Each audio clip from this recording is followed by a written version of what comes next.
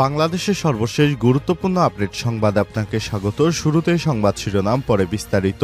শুরুতেই জানাবো, চাঁদপুরে জাহাজে নিহতের সংখ্যা বেড়ে 7। চাঁদপুরে হরিণা ফেরিঘাটের পশ্চিম পারে মাঝিচর এলাকায় এমভি বৃষ্টি এন্টারপ্রাইজে নিহতের সংখ্যা বেড়ে 7 জন হয়েছে। সোমবার বিকেলে সব তথ্য নিশ্চিত করেছেন চাঁদপুর নৌপুলিশ সুপার সৈয়দ মুশফিকুর রহমান।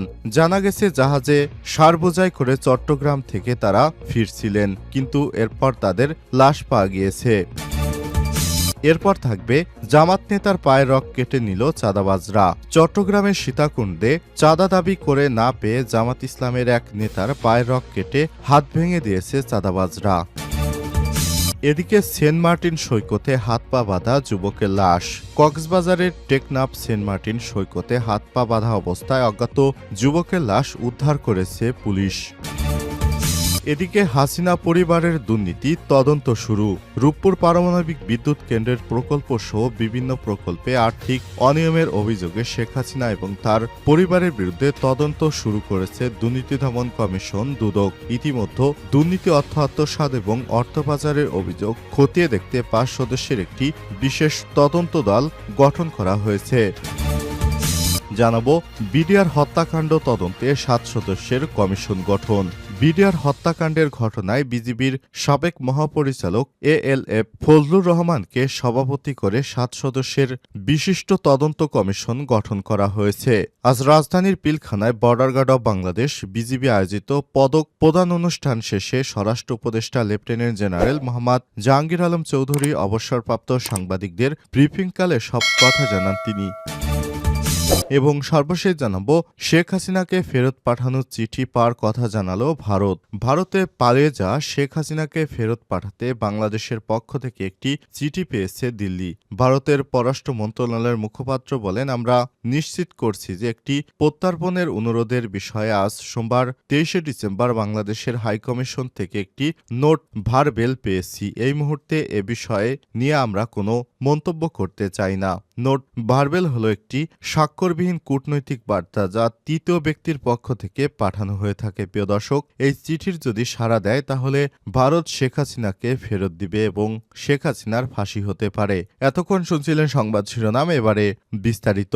তবে তার আগে বন্ধুরা, অনুরোধ থাকবে সংবাদটিতে একটি লাইক দিন। এই চ্যানেলে আপনি নতুন হয়ে থাকলে আমাদের সংবাদটি দেখতে দেখতে চ্যানেলটি সাবস্ক্রাইব করে রাখুন। কমেন্ট করে আপনার মূল্যবান মতামত জানিয়ে দিন আপনি বিশ্বের কোন দেশ থেকে বা বাংলাদেশের কোন স্থান থেকে আমাদের সংবাদটি দেখছেন এবং শুনছেন। এবারে বিস্তারিত। চাঁদপুরে জাহাজে নিহতের সংখ্যা বেড়ে 7। চাঁদপুরের হরিণা ফেরিঘাটে পশ্চিম পারে মাঝিরচর এলাকায় এমভি বৃষ্টি এন্টারপ্রাইজের নিহতের সংখ্যা বেড়ে 7 জন হয়েছে। সোমবার বিকেলে সব তথ্য নিশ্চিত করেছে চাঁদপুর নৌপুলিশ সুপার সৈয়দ মুশফিকুর রহমান। আহত 3 জনকে চাঁদপুর সদর হাসপাতালে নেওয়া হলে বিকেল 4টার দিকে আরও 2 জনের মৃত্যু হয়। নৌপুলিশের এসপি সৈয়দ মুশফিকুর রহমান বলেন, 999-এ খবর পেয়ে একটি টিম দ্রুত ঘটনাস্থলে যায়। এমভি বৃষ্টি এন্টারপ্রাইজ নামের একটি মেঘনা নদীর পশ্চিম পারে মাঝিরচরে নোঙর করা ছিল জাহাজটি। জাহাজের বিভিন্ন কক্ষে 5 জনের লাশ পাওয়া যায়, আর 3 জন গুরুতর আহত অবস্থায় ছিল। তাদেরকে দ্রুত চাঁদপুর সরকারি জেনারেল হাসপাতালে পাঠানো হয়েছে। এ সময় তিনি বলেন, যাদের লাশ পাওয়া গেছে তাদের মৃত্যুর কারণ এখনও জানা যায়নি, তবে তাদের শরীরের বিভিন্ন অংশে আঘাতের চিহ্ন রয়েছে। নৌপুলিশ সুপার সাংবাদিকদের তাৎক্ষণিক ব্রিফিংয়ে আরও বলেন, জাহাজের মালিকের বক্তব্য অনুযায়ী সারবোঝাই জাহাজটি চট্টগ্রামের কাপলু থেকে সিরাজগঞ্জের বাঘা বাড়িতে যাচ্ছিল। চট্টগ্রাম থেকে ছেড়ে আসা জাহাজটি আজ সিরাজগঞ্জে পৌঁছানোর কথা ছিল। জাহাজের খবর না পেয়ে মালিক অন্যদের সাথে যোগাযোগ করে। এক পর্যায়ে অন্য জাহাজের কর্মচারীর মাধ্যমে জানতে পারে এমভি বৃষ্টি এন্টারপ্রাইজ জাহাজটি চাঁদপুরের মেঘনা নদীর পাড়ে আছে। তিনি 999-এ ফোন করে পুলিশকে জানালে চাঁদপুর জেলা প্রশাসক এবং কোস্টগার্ডের 2টি টিম ঘটনাস্থলে যায়। নৌপুলিশ এবং কোস্টগার্ড যৌথ অবস্থানে নিহতদের সুরতহাল রিপোর্ট তৈরি করা হয়। এ ব্যাপারে নৌপুলিশ 2টি মামলা করার প্রস্তুতি নিচ্ছে বলে সর্বশেষ খবর পাওয়া গেছে। জামাত নেতার পায়ের রগ কেটে দিল চাঁদাবাজরা। চট্টগ্রামের সীতাকুণ্ডে চাঁদা দাবি করে না পেয়ে জামাতের এক নেতার পায়ের রগ কেটে হাত ভেঙে দিয়েছে চাঁদাবাজরা। রোববার 22শে ডিসেম্বর গভীর রাতে সীতাকুণ্ড পৌরসভার ড্যাপারপাড় এলাকায় ঘটনা ঘটে। আহত জামাত নেতার নাম আবুল কালাম আজাদ। তিনি সীতাকুণ্ড পৌরসভার ৬ নম্বর ওয়ার্ডের জামাতের যুব বিভাগের সভাপতির দায়িত্বে রয়েছেন। আবুল কালাম আজাদ জানান, তার পৌরসভায় একটি মুরগি ফার্ম আছে।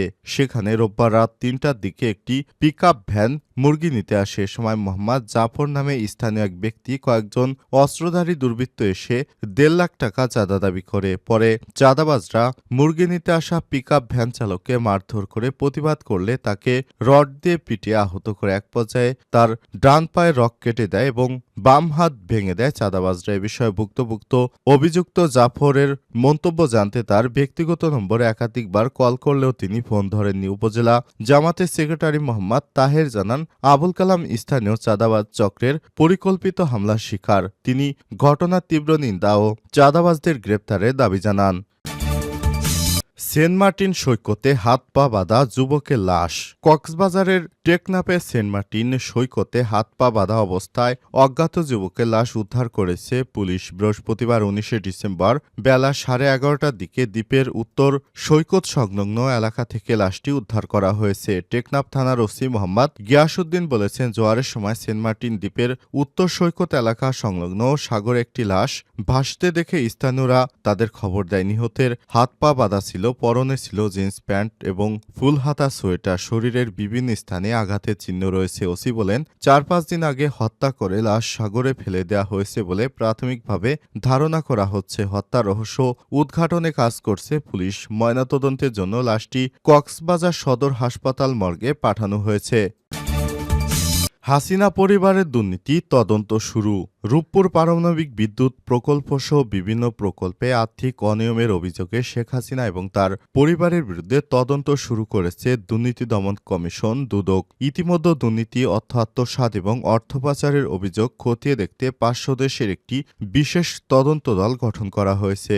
অভিযোগে বলা হয়েছে, বাংলাদেশের সাবেক প্রধানমন্ত্রী শেখ হাসিনা, তার পুত্র সজীব ওয়াজেদ জয় এবং ভাতিজি টিউলিপ সিদ্দিকী মিলে মালয়েশিয়ার বিভিন্ন অফশোর ব্যাংক অ্যাকাউন্টের মাধ্যমে প্রকল্প থেকে অর্থ আত্মসাৎ করেছে। ১২.৬৫ বিলিয়ন ডলারের প্রকল্পের ব্যয় অতিরিক্ত দেখে অর্থ আত্মসাৎ করা হয়েছে বলে দাবি করছে তারা।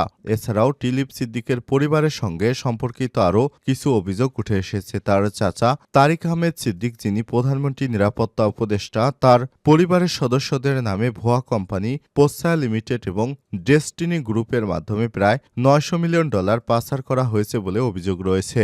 এই অর্থ যুক্তরাজ্য সহ বিভিন্ন দেশে পাচার করা হয়েছে এবং যুক্তরাজ্যের Jumana investment and properties limited নামে আরেকটি কোম্পানি গঠন করা হয়েছে। এছাড়াও ব্রিটিশ লেবার পার্টির সংসদ সদস্য টিউলিপ সিদ্দিকির বিরুদ্ধে রাশিয়ার প্রেসিডেন্ট ভ্লাদিমির পুতিনের সঙ্গে গোপন সম্পর্ক রাখারও অভিযোগ উঠেছে। রূপপুর প্রকল্পটি বাংলাদেশের ক্রমবর্ধমান জ্বালানি চাহিদা মেটানোর লক্ষ্যে শুরু হলেও দুর্নীতি এবং অব্যবস্থাপনা এবং ক্ষমতার অপব্যবহারের অভিযোগে তা মারাত্মক বিতর্কিত হয়।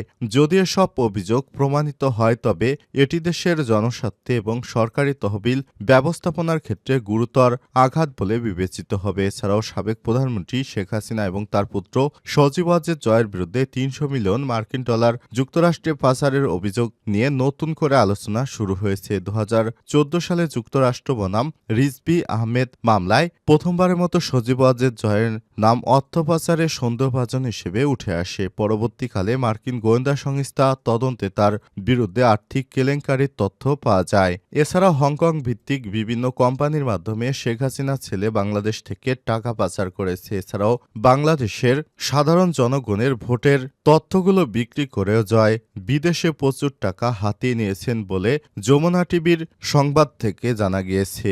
এভাবেই নানা প্রতিবেদন থেকে বেরিয়ে আসছে শেখ পরিবারের বিভিন্ন অপকর্মের তথ্য।